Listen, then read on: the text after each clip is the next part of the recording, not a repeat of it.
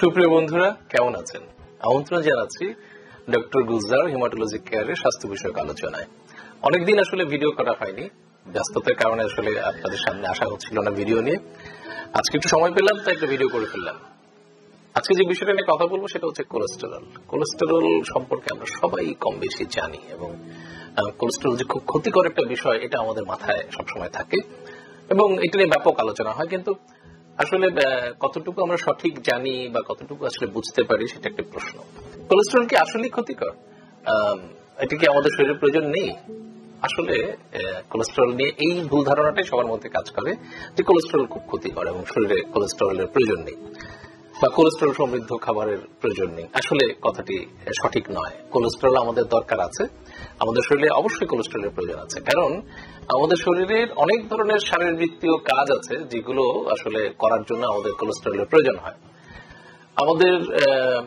আমাদের কোষগুলো নানান ধরনের হরমোন উৎপাদন করে। এই হরমোন উৎপাদনে কিন্তু কোলেস্টেরলের প্রয়োজন রয়েছে। আমাদের শরীরের তাপমাত্রা ঠিক রাখা, এসব কারণেও কিন্তু কোলেস্টেরলের প্রয়োজন আছে। এছাড়াও কোলেস্টেরল বা লিপিড আমাদের শরীরে আরো বিভিন্ন ধরনের কাজ করে থাকে। মোট কথা হচ্ছে যে কোলেস্টেরলের প্রয়োজন আছে। প্রতিদিন একজন সুস্থ মানুষের 300 মিলিগ্রাম কোলেস্টেরল গ্রহণ করতে হবে খাবারের মধ্য দিয়ে, যদি সে সুস্থ মানুষ হয়ে থাকে। আর যার হার্টের সমস্যা আছে তাদের জন্য প্রতিদিন 200 মিলিগ্রাম নিচে আর কি, অর্থাৎ 200 মিলিগ্রাম পর্যন্ত প্রতিদিন কোলেস্টেরল গ্রহণ করতে হবে। আর সুস্থ মানুষের জন্য 300 থেকে 400 ভিতরে। তো তার মানে কি দাঁড়ালো যে আসলে আমাদের কোলেস্টেরলের প্রয়োজন আছে এবং কোলেস্টেরল সমৃদ্ধ খাবারও খাওয়ার প্রয়োজন আছে, তবে সেটি পরিমিত মাত্রা। এই যেটা বললাম যে সুস্থ মানুষের জন্য 300 থেকে 400 মিলিগ্রাম। তো অতিরিক্ত কোলেস্টেরল সমস্যাটা হয় তখনই যখন কোলেস্টেরল আমরা অতিরিক্ত গ্রহণ করি। এই অতিরিক্ত কোলেস্টেরল গুলো আমাদের শরীরের বিভিন্ন জায়গায় জমা হয় এবং তার মধ্যে একটি গুরুত্বপূর্ণ জায়গা হচ্ছে যে আমাদের যে রক্তনালীগুলো আছে সেই রক্তনালীতে অতিরিক্ত কোলেস্টেরল গুলো জমা হয়ে যায় এবং অতিরিক্ত কোলেস্টেরল জমা হয়ে সে এক ধরনের প্ল্যাক তৈরি করে। এই প্ল্যাক গুলো আমাদের রক্তনালীর যে ক্যালিবারটা, মানে রক্তনালীর যে প্রসারতা, সেটাকে কমিয়ে দেয়, অর্থাৎ রক্তনালীকে সে শুরু করে দেয় এবং রক্তনালী যে প্রসারিত হতে পারত, তার যে একটা ইলাস্টিসিটি ছিল আগে, সেটা নষ্ট হয়ে যায়। ফলে দেখা যায় যে রক্তনালী আর ঠিকভাবে প্রসারিত হতে পারে না, ফলে রক্তচাপ বেড়ে যায়, হার্টের নানা রকমের অসুখ হয়, হার্টে ব্লক হয়, কারণ এই প্ল্যাক গুলো জমতে জমতে একটা পর্যায়ে যেটা হয় যে পুরো রাস্তাটাই বন্ধ করে দেয়। আবার এই যে রক্তের প্রবাহটাকে সে শুরু করে দেওয়ার কারণে, রক্তনালী শুরু হওয়ার কারণে কিন্তু রক্তের প্রবাহটা কমে যায়, ফলে ওখানে রক্ত জমাট বাঁধে খুব সহজে। তো এই যে ঘটনাগুলো ঘটে, এর ফলে কি হয়, আমাদের ব্লক তৈরি হয় রক্তনালীতে, হার্টে ব্লক তৈরি হয়। তো হার্টের রক্তনালীতে যখন ব্লক তৈরি হয় তখন কিন্তু হার্ট মাসেল গুলোতে রক্তের সঞ্চালন বন্ধ হয়ে যায় এবং তখন আমাদের প্রচন্ড বুকে ব্যথা হয়। সেটাকে আমরা বলি হার্ট অ্যাটাক।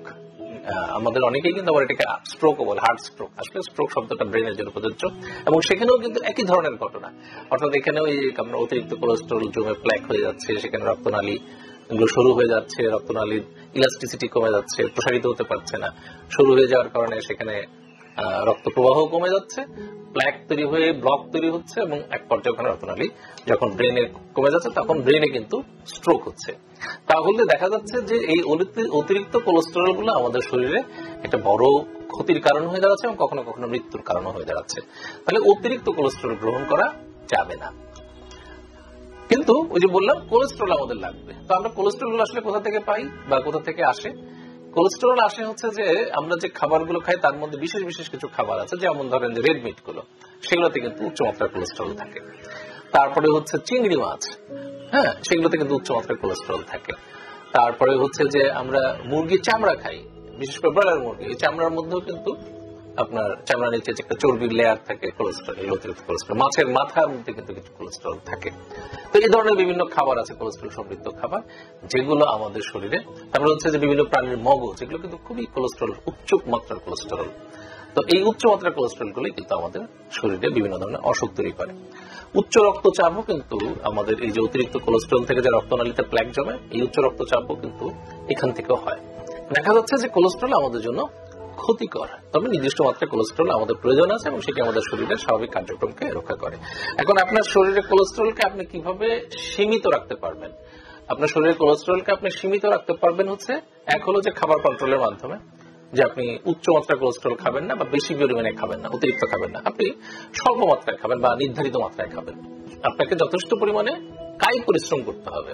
আমরা কিন্তু আজকাল যেটা হয়, আমাদের শারীরিক পরিশ্রম হয় না বলে চলে, আমরা রিক্সায় চলাফেরা করি, আমরা গাড়িতে চলাফেরা করি, একটু সামান্য দূরত্ব হলে আমরা রিক্সা নিই, আমরা হাঁটি না বা হাঁটবার ভালো পরিবেশ আসলে নাই, এটাও একটা বিষয়। আমাদের বাচ্চারা খেলাধুলা করতে পারে না, খেলাধুলা করার জায়গা পায় না তারা, এইসবও কিন্তু আজকাল আমাদের শরীরের রক্তের কোলেস্ট্রলের মাত্রা বেড়ে যাওয়ার পেছনে একটি কারণ। আর খাদ্যাভ্যাস তো আছে। ফাস্ট ফুড কিন্তু একটি মানে উচ্চ মাত্রার কোলেস্ট্রল সমৃদ্ধ, এটাকে ট্রান্স ফ্যাট বলে, যারা খুব সহজেই ক্ষতিকর কোলেস্ট্রলে পরিণত হতে পারে এবং এগুলো আমাদের শরীরে বিভিন্ন অংশে জমা হয়ে যায়। তো এই ট্রান্স ফ্যাট, এই যে ফাস্টফুড আমরা খাই, সেগুলো কিন্তু উচ্চ মাত্রার কোলেস্ট্রল। তো আমাদের এখন খাদ্যাভ্যাসের মধ্যে কিন্তু ফাস্টফুড ঢুকে গেছে। আমাদের বাচ্চারা প্রচুর ফাস্টফুড খায়, আমরাও খাই। দেখা যাচ্ছে বিভিন্ন অনুষ্ঠানে, বিভিন্ন আয়োজনে, মিটিং এ আমাদেরকে ফাস্টফুড দেওয়া হচ্ছে বিভিন্ন ধরনের। তো এগুলো কিন্তু আমাদের কোলেস্টেরল রক্তে বেড়ে যাওয়ার পিছনে একটি কারণ। খাবারের ক্ষেত্রে আমাদেরকে সবসময় মানে মাথায় রাখতে হবে যে আমরা সবসময় উচ্চ আঁশযুক্ত খাবার, ফাইবার যুক্ত খাবার আমরা যেন বেশি করে খাই। যেমন ধরেন যে ওটস, এগুলোতে কিন্তু ফাইবার আছে, ভুট্টা, এগুলোতে কিন্তু ফাইবার আছে। তো আমাদের কিন্তু একসময় আমরা এগুলো খাইতাম, আমরা খই খাইতাম, এগুলোতে কিন্তু ফাইবার আছে। তো এগুলো আমরা আজকাল কিন্তু খাচ্ছি না, আমরা দেখা গেছে যে এগুলো খাওয়ার অভ্যাস আমাদের কমে গেছে। ওটস, বার্লি, এগুলোতে কিন্তু ফাইবার আছে উচ্চতা। তারপর হচ্ছে চিয়া সিড আমরা যদি খাই, যেটাকে তোকমা দানা বলে, এগুলোতে কিন্তু ফাইবার আছে। ইসবগুলের ভুসি, এগুলোতে কিন্তু ফাইবার আছে। বিভিন্ন ধরনের ফলের মধ্যে কিন্তু প্রচুর ফাইবার, যেমন কাঁঠাল, আম, এখন তো আমের সিজন, তো আম খাবেন। আমের মধ্যে কিন্তু এটা ঠিক যে আমের মধ্যে প্রচুর সুগারও আছে, এটাও একটা সমস্যা।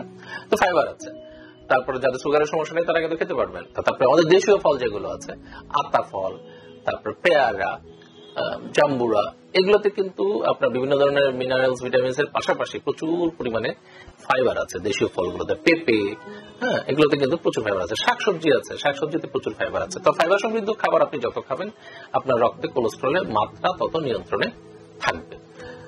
এরপরে হচ্ছে যে আপনি ওয়ার্কআউট করবেন, পরিশ্রম করবেন, কাজ করবেন। একটা জিনিস সবসময় মনে রাখবেন, খাবার নিয়ন্ত্রণ তো করবেনই, খাবার নিয়ন্ত্রণের চেয়ে বেশি গুরুত্বপূর্ণ হচ্ছে আপনার পরিশ্রম করা। এখন আপনি কোলেস্টেরল থেকে ভালো থাকার জন্য আপনি যদি টোটাল রেড মিট খাওয়া বন্ধ করে দেন, তাহলে কিন্তু আবার ঝামেলা হতে পারে। দেখা গেল যে আপনি ভিটামিন B12 শরীর থেকে কমে যাচ্ছে, আপনার আয়রন কমে যাচ্ছে শরীর থেকে, সেটাও আবার করা যাবে না।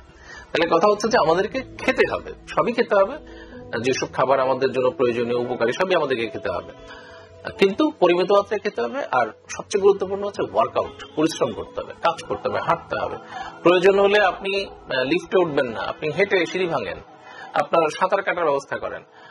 আপনি বাসায়, অফিস থেকে বাসায় যাওয়ার পথে কিছু দূর আপনি হেঁটে যান, গাড়ি থেকে একটু, বাসার থেকে একটু দূরে গাড়ি থেকে নামবেন, নেমে একটু কিছুক্ষণ রাস্তা আপনি হাঁটলেন, সেটাও করতে পারেন। বাসার সামনের রাস্তায় একটু হাঁটাহাঁটির ব্যবস্থা করতে পারেন বা পার্কে গিয়ে হাঁটতে পারেন। এই হাঁটা, দৌড়, এই জিনিসগুলো কিন্তু এখন আমাদের জন্য খুব জরুরি। তো রক্তে যদি কোলেস্টেরলের মাত্রা, আমরা কোলেস্টেরল কি আছে আসলে, এলডিএল, ভিএলডিএল, এই দুটো হচ্ছে খারাপ কোলেস্টেরল, আর হচ্ছে এইচডিএল, হাই ডেনসিটি লাইপোপ্রোটিন। এইচডিএলটা কিন্তু ভালো কোলেস্টেরল, এটা আমাদের জন্য উপকারী, আমাদের প্রয়োজনে আসে। কিন্তু এই যে খারাপ কোলেস্টেরল গুলো বেশি হলে কিন্তু আমাদেরকে সাবধান হতে হবে। যখন আপনার এটা রক্তের স্বাভাবিক মাত্রা হচ্ছে যে আপনি বেশি পাবেন, তখন আপনি চিকিৎসকের পরামর্শ নেবেন। বিভিন্ন ধরনের ওষুধের প্রয়োজন হতে পারে। আজকাল আমরা ওষুধ দিয়ে এটাকে নিয়ন্ত্রণে রাখতে পারি। অনেকেরই কিন্তু বিভিন্ন ধরনের অসুখের কারণেও এই কোলেস্টেরলটা বেশি আসতে পারে। যেমন ধরেন যাদের ডায়াবেটিস আছে, যাদের থাইরয়েডের সমস্যা আছে, তাদের কিন্তু শরীরে ঠিক মতো এই কোলেস্টেরল মেটাবলাইজ করতে পারে না, ফলে দেখা যায় যে এই ব্যাড কোলেস্টেরল তাদের রক্তে অনেক উচ্চ মাত্রায় থাকে। তাহলে এসব ক্ষেত্রে আপনাকে অবশ্যই প্রয়োজনীয় পরীক্ষাগুলো করিয়ে নিতে হবে। রক্তে কোলেস্টেরলের মাত্রা বেড়ে যাওয়ার কারণটা আপনাকে বুঝতে হবে এবং সেই অনুযায়ী অনেক সময় ওষুধও দেওয়া হয়, ওষুধ খেয়ে ওটাকে নিয়ন্ত্রণ করা যায়। তবে ওষুধের পাশাপাশি অবশ্যই শারীরিক পরিশ্রম, এটা আমাদের মাথায় রাখতেই হবে।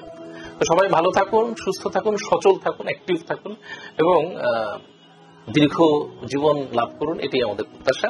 আজ এখানে শেষ করছি। খোদা হাফেজ।